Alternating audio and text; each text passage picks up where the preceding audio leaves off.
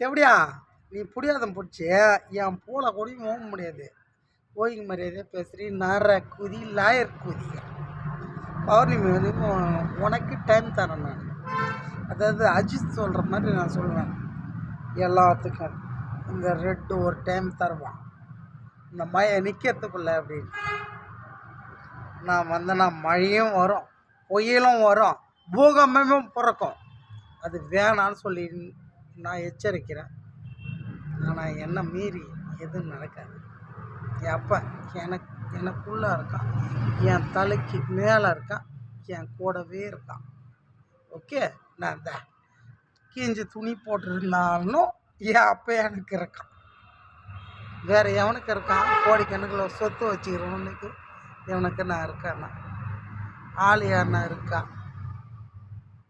எப்படியா ஓய்ங்க மரியாதை நல்ல மரியாதை சொல்கிறேன்.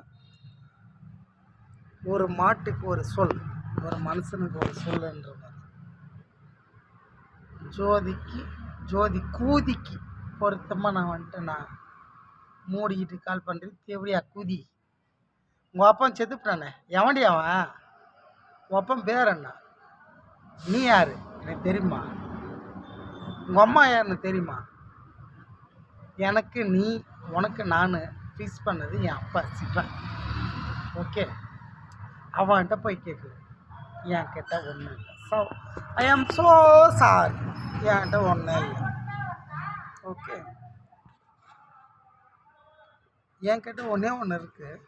என் பிறப்பு உறுப்பு அது உனக்கோசரம் இருக்குது.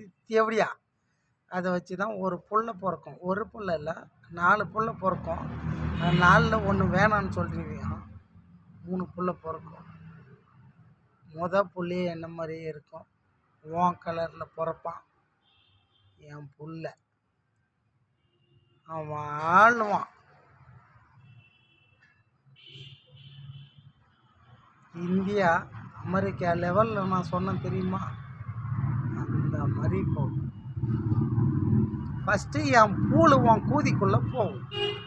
போனால் தான் எல்லாம் நடக்கும். அப்படி இல்லைன்னா ஒன்றும் பிறக்காது, நடக்காது. விஷயம் இல்லை, அவன் அப்பங்காலையும் நான் வெய்ய மாட்டேன். இப்படின்னு நான் சொல்கிறேன். ஓகே, விஜய் வாடா தம்பின்னு அவன் கூப்பிடணும். சரி அண்ணான்னு நான் போவேன். சரியா? அரசியல் வேணான்னு சொல்லி நினச்சேன். எது வேணான்னு சொல்கிறேன்னா அதுக்கு தான் அடம்பிடிச்சு நிற்கிற தீவிடியா நீ. அதுக்குன்னு ஒன்றை நான் இறக்க முடியாது. நான் இறந்தது பல கோடி கொடுத்தாலும்